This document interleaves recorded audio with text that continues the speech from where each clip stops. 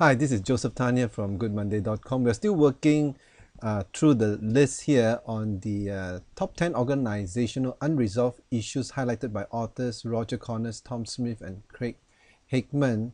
And we have worked on the list from bottoms up, and we have covered programmitis, cross-functional strife, senior management development, poor performance, work and personal life imbalance, entitlement. And for today, we're going to talk about the topic of misalignment. Now, how does misalignment play out in the organization, and what can we do about it? Before we talk about the 4 keys in creating alignment, let's have a quick snapshot of how do misalignment look like. Number one, when an organization is misaligned, you have what you see as a silo mentality.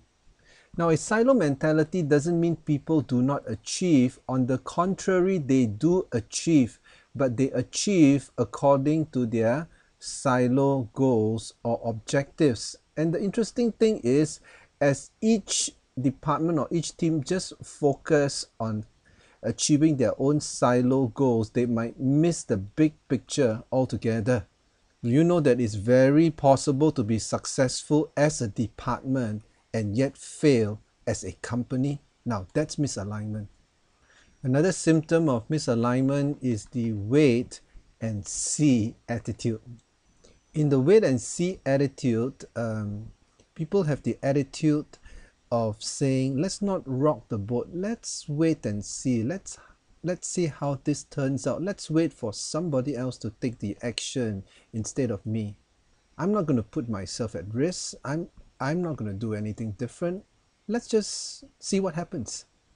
In this wait and see game, people are driven more by fear rather than to be motivated in making gains in terms of what else can they do.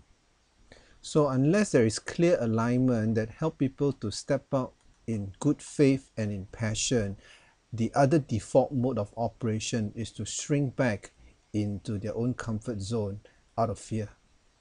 The other third symptom of a misaligned organization is the attitude of being calculative. Now, being calculative doesn't refer to risk assessment. It refers to a mode of thinking that looks for what's in it for me before I can do anything extra or additional to what I've been asked to do.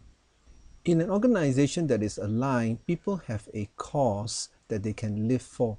People have a purpose that they can rise up towards. But in the absence of alignment, the drift is towards the human tendency to be calculative.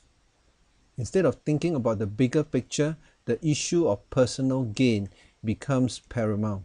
The issue of what can I get out of it becomes the overriding motivation, and the spirit of being calculative permeates everything that we do. You want me to go the extra mile? Well, you pay me the extra bucks.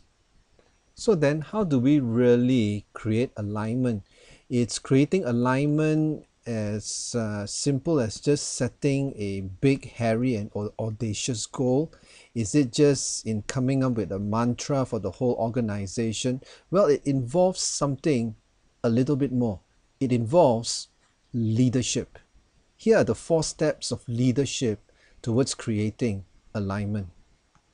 Now, alignment represents key results which we want to see in the organization. Key results could be in revenue, profitability, market share, customer satisfaction. This is the deliverables where failure is not an option, and we want everyone in the organization to be aligned to these key results. Now, how do we do that from a leadership perspective? Number one, you must explain. When you dig deep into a person's motivation, you will eventually encounter this word called why. Now, why is really an intersection between personal aspiration and team results.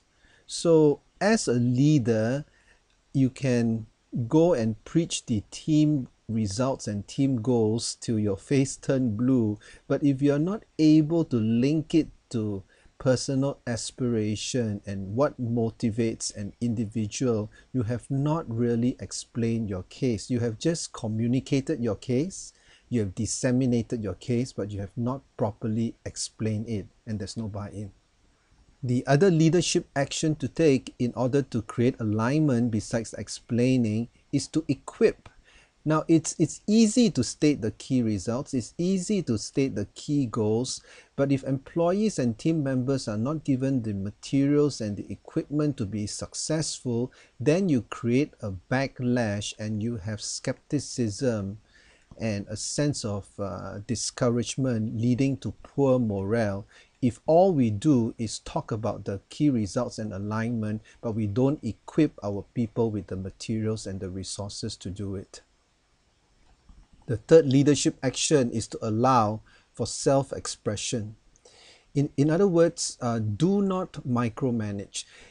The job of the leader is to explain the results in such a way that it is clear enough and you equip the employee in terms of giving them the resources to be able to do it. Then what you do is you leave them alone, because each individual have their own unique talent and each individual have their natural way of thinking, feeling, and doing things that you just need to let them loose in order to express their talent in a way that is unique to them. Meaning you've got to provide an opportunity for people to do what they do best every day according to their area of strengths. So yes, explain, yes, equip, then after that, leave them alone. Of course, leaving them alone doesn't mean you get out of sight, because sometimes out of sight is out of mind as well. You leave them alone, but yet you still maintain a spirit and attitude of engagement. Now, what do I mean by that?